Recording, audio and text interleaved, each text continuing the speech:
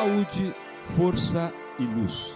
Hoje estamos na Mata do Leão, sob o patrocínio do Colégio Quarupi, agradecendo a bondade dos garrefas e também do nosso amigo o Bode, que sempre nos recebe muitíssimo bem, e temos um prazer de falar com a Sônia Sarti. A Sônia, todo mundo conhece, a cidade inteira sabe o que é a Sônia, o que a Sônia fez e faz pela cidade de Sertãozinho, é um verdadeiro baluarte dessa cidade, sabe de tudo, né? Qualquer assunto nós podemos conversar com a Sônia.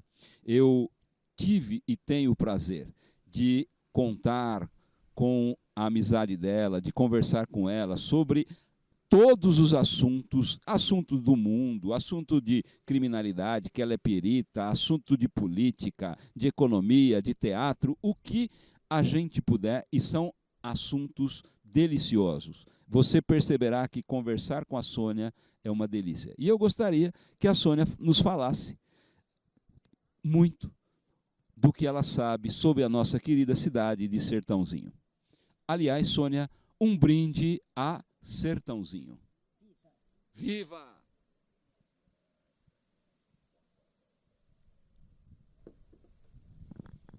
Bom, Egídio, eu pego a deixa daquilo que aconteceu essa semana, né, na Câmara Municipal de Sertãozinho, que lhe concedeu o título de cidadão sertanezino, né? Uma pessoa profundamente engajada na nossa história e que realmente merece, com todos os méritos, esse título.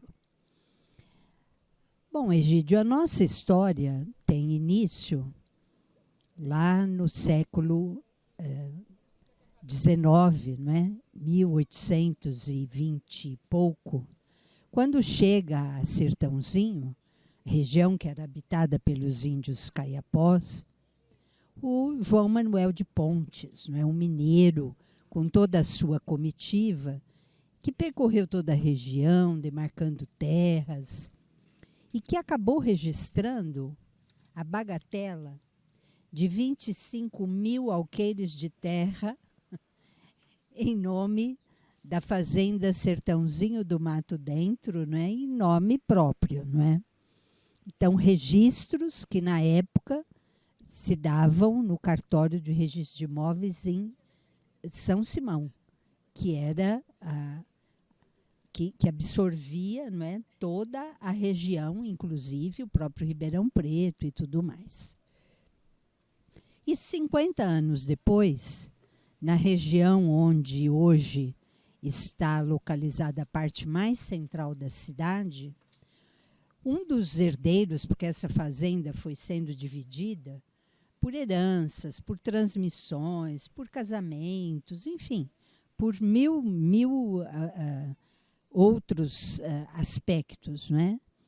E um dos condôminos, o Antônio Malaquias Pedroso, ali nessa região, ergueu uma capelinha em louvor a Nossa Senhora Aparecida, abriu uma clareira e deu início, então, à nossa povoação. Então, a povoação de Sertãozinho, que recebeu várias denominações no decorrer da sua história, não é? Primeiro era Capelinha, depois passou a ser só a Capela, depois passou a ser Sertãozinho do Mato Dentro, depois passou só a ser Sertãozinho, enfim, não é? Essa é a nossa história, iniciada também com a doação de terras à Nossa Senhora Aparecida, não é? E que formou aquilo que se chamava a freguesia de Nossa Senhora Aparecida, que possibilitou a administração do povoado, que era feita pela igreja. Então, tudo passava pela igreja, não é? Desde registros, nascimento, venda, compra, tudo era registrado pela igreja, não é? E assim, então, tem início essa história gloriosa para todos nós, não é?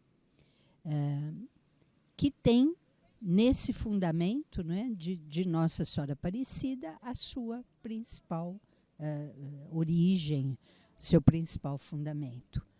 Tanto que, até hoje, não é, no nosso brasão de armas, diga-se que precisa de atualização, porque realmente ele não corresponde mais à nossa história, não corresponde mais à ciência, não é? Que estuda o que é, não é? A história, como devem ser os brasões, não é? O nosso está completamente desatualizado. É um brasão que para quem realmente entende, seria de uma vila, e não da próspera cidade que nós somos hoje. Mas, de qualquer forma, é um brasão que contém a imagem da padroeira pelo seu significado, não é?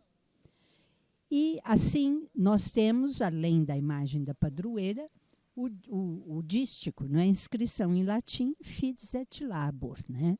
Fé e trabalho. E realmente é fé e trabalho que anima o longo da nossa história.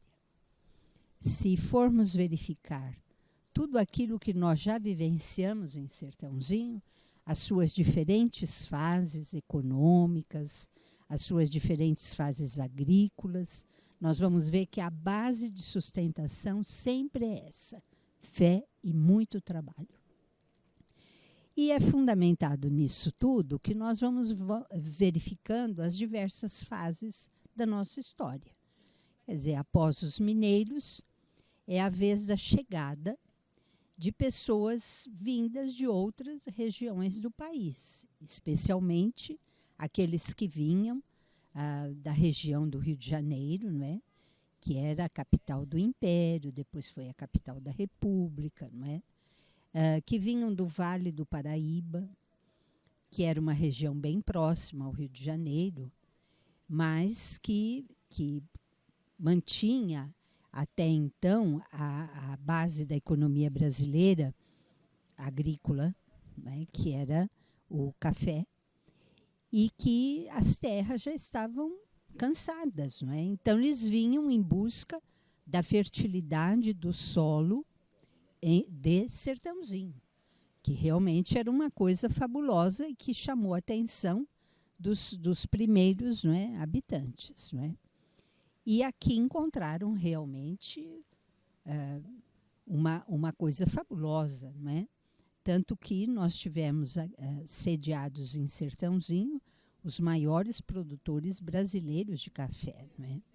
Então nós lembramos muito, não é, da importância de cafeicultores como Henrique Dumont, como Francisco Schmidt, como Jeremias Lunardelli.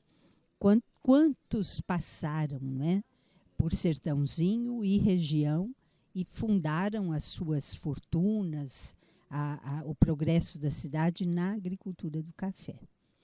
E esses cafeicultores, no primórdio, ainda ocupavam muito a mão de obra escrava, né? Porque a escravidão não tinha sido abolida, mas já existiam, né? A lei do ventre livre, a lei do sexagenário, não é?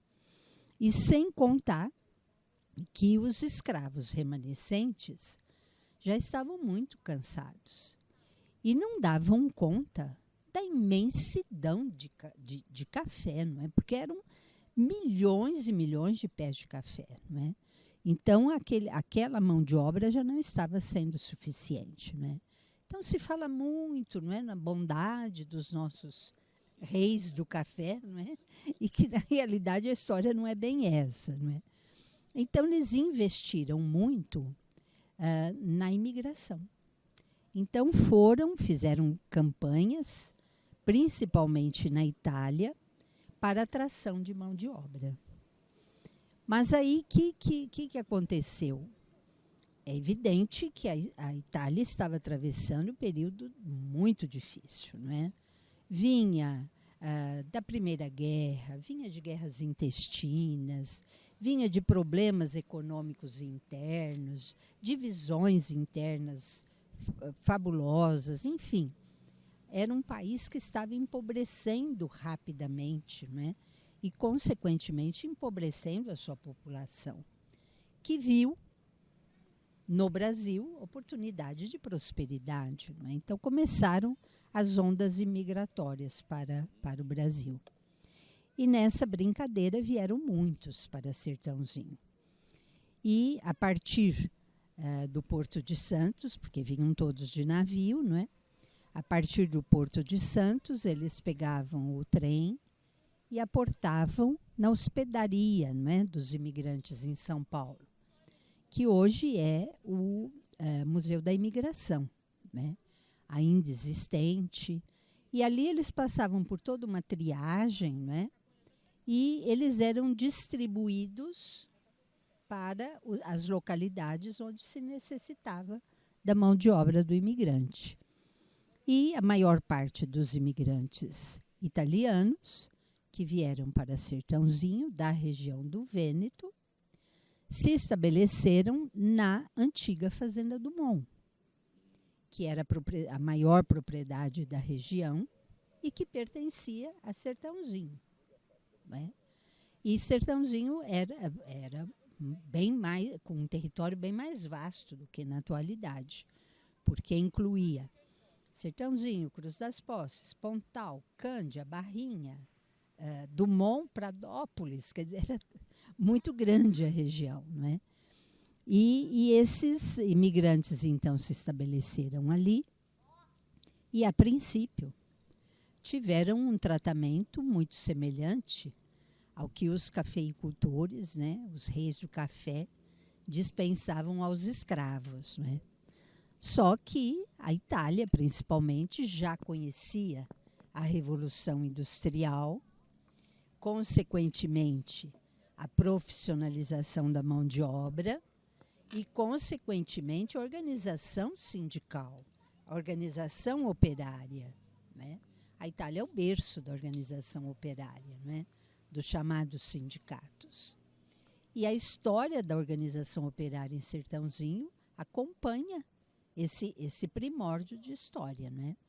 Uma das entidades mais fortemente enraizadas em Sertãozinho era a Liga Operária, que possuía sede própria, que possuía líderes que tiveram importância nacional, né, pela organização daqui.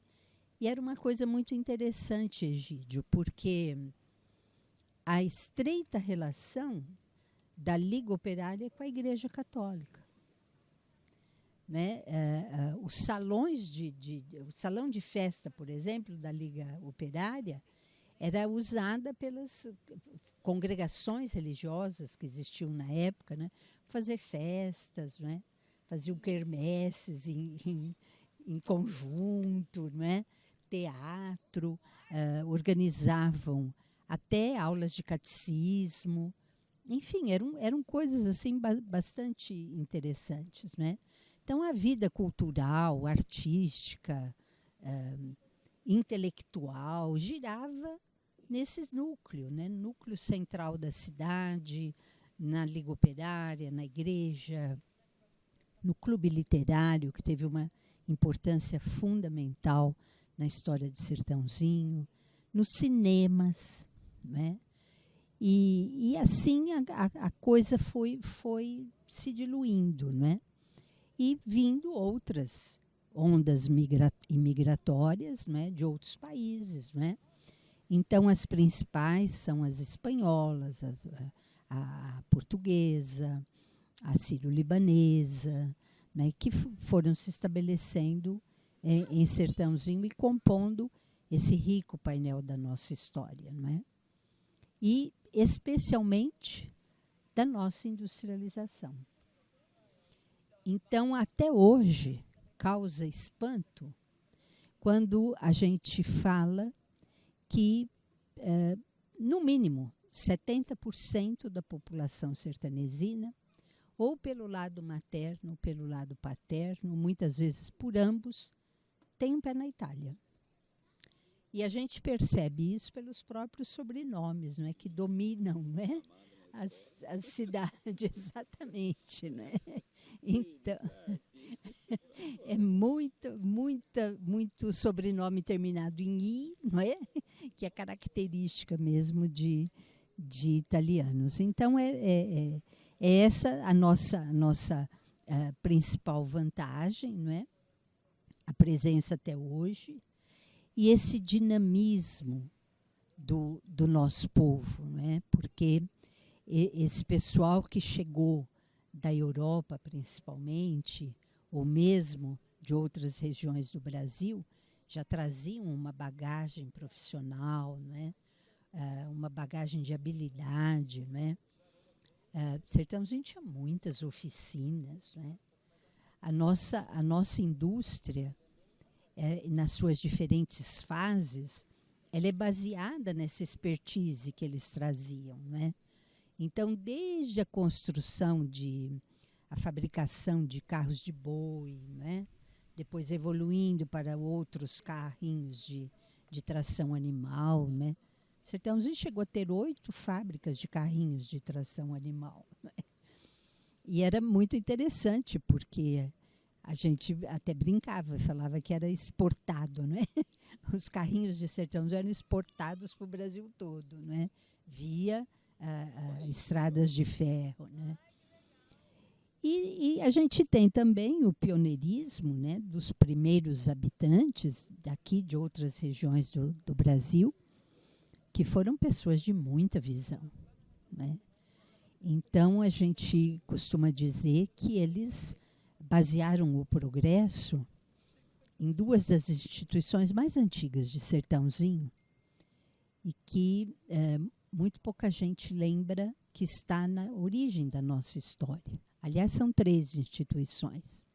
Os clubes, né, sociais, especialmente a Associação Beneficente Cultural e Recreativa, originária da antiga Società Italiana, o Clube Literário, não é? Dentre os clubes, a própria Liga Operária. Depois vinha o Grupo Escolar, Anacleto Cruz, não é? Que era só grupo escolar, mas uma escola de excelente qualidade, e a Santa Casa, né? Então, era baseado nessa expertise, nessa coisa toda, e na facilidade com que eles conseguiam conquistas para Sertãozinho. Por exemplo, para poder criar o município, tinha que obedecer determinadas coisas. Tinha que ter o prédio da cadeia, tinha que ter o prédio da edilidade, não é? Que era só a Câmara Municipal, né? E aí os vereadores escolhiam quem ia exercer o papel de chefe, né? De intendente, né? Correspondente ao prefeito de hoje, não é? Só os homens alfabetizados e proprietários votavam, não é? Então, mas enfim, elegia-se uma Câmara de Vereadores e essa Câmara que elegia o intendente. Mas eram pessoas que conseguiam muitas coisas, né? Por exemplo, o município foi criado em 5 de dezembro de 1896. E 10 anos depois, já era criada a comarca. Então, como, não é? Em 10 anos já conseguir isso, não é? Mas para poder ter a comarca, por exemplo, precisaria ter a sede, não é? Que era chamada Casa de Audiência, que é correspondente ao que é o fórum hoje, não é? E como, não é? De uma hora para outra, como se faz isso, não é? Então, um fazendeiro doou um imóvel de propriedade dele para que fosse a primeira casa de audiências de Sertãozinho, que é localizada no prédio, onde hoje é o prédio, que pertence à municipalidade, não é? Onde funcionou durante muito tempo a Biblioteca Dr. Antônio Furlan Júnior. Ali, então, foi a primeira sala de audiências. Depois, aquele prédio foi demolido e foi construído um outro de características muito semelhantes, mas era um outro prédio que passou a ser a residência da família de José Bonini.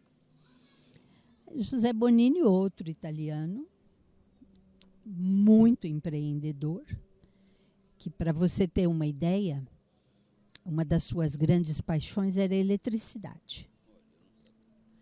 Então, ele além de ter filhos, aos quais ele deu nome, por exemplo, como Eletro Bonini, que foi o fundador da UNAERP, né, tinha uma filha chamada Létrica, né, que era professora, e ele, no leito do Córrego Sul, né, o Corgão, como a gente também popularmente chama, né, construiu uma hidrelétrica. Então, a produção de energia elétrica dessa mini hidrelétrica abastecia a cidade, então, né? E ele foi um dos precursores também de estabelecimento de cinema, não é? O Cine Zeni, que depois passou ao seu filho, né, Donato Bonini, depois passou ao neto, né, o Nelson Bonini. Então, a história a roda da história tem a sua movimentação, a sua continuidade, né? É muito interessante isso. Então, por exemplo, aqueles que fabricavam carroças, passaram a fabricar carrocerias de caminhão, passaram a fabricar tonéis, imensos tonéis, né, que armazenavam álcool ou a pinga, não é? Que cachaça é um termo mais moderno, não é? Mas antigamente se falava pinga, não é? E obviamente, não é, tinha também a produção de açúcar, não é? Sertãozinho chegou a ter 8 usinas, não é? De fabricação de açúcar ou de álcool. Fora os engenhos, né, que fabricavam a aguardente, a pinga, e mais o álcool, enfim, né? Quer dizer, era a sustentação mesmo disso, né? E nós temos fatos curiosos, né? Oficinas que eram transformadas. Por exemplo, outra família de muita importância histórica, a família Pascoal, tinha uma marcenaria. A marcenaria começaram a fabricar panelas, começaram a fabricar camas metálicas. E num tempo de muita carência, não é? Por causa, primeiro, da Primeira Guerra, depois da Segunda Guerra, no meio, entre as duas, a crise de 1928, combustível era uma coisa raríssima, não é? Então, ali já começaram a fabricar coisas que fizessem os motores serem adaptados para álcool, para carbureto, né? Gasogênio. Então, eram coisas assim que chamavam a atenção, né?